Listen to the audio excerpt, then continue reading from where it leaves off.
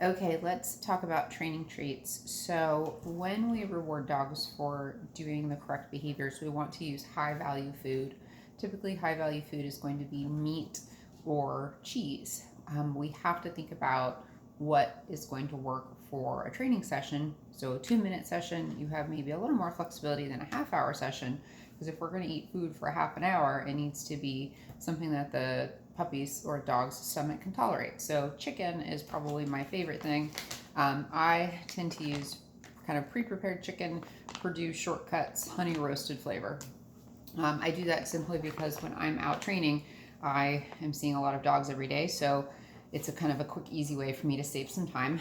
This does not tend to upset dog stomachs, and it's apparently pretty tasty. So that's what I use. But you could certainly just add another, breast of chicken to your cooking one night, something like that. Make sure you're not using any leftovers that include something like onion or garlic that could upset the stomach. If I need to use cheese, I do that usually because I'm working with a dog that has a protein allergy of some kind. So I'm usually using a low-fat string cheese, which is like a mozzarella. Again, I'm not trying to use a fatty treat that's going to potentially upset the stomach.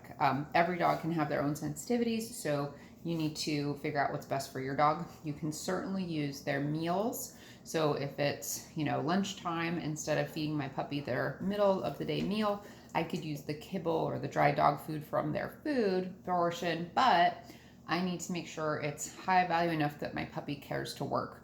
Often people cannot get their puppies to do something simple for a piece of dog food, and the puppy will do it eagerly for a piece of chicken. So you kind of have to think about that. Anyway, I use this little device. It's called a Vidalia Chop Wizard. I think I got it inexpensively on Amazon, somewhere like that. You can certainly just use a knife too, but you can see it has a little kind of a chop surface. There's even a smaller one than this. That's a little too small. I'm aiming for pieces of food that are going to be pea-sized. So I'm just gonna take some chicken out of the bag, and this is just how it comes right in the bag. Sometimes you get bigger strips than this. This just happens to be a half full bag because I used some of it yesterday. I just sort of arrange it as best as I can, and then plop it through. By the end, there'll be some pieces that are sort of stuck, and I'll have to push them through. I usually use a fork. It came with something at some point, but that disappeared. So I just use a fork. But just put the chicken up on that chopper. All right, ready to go.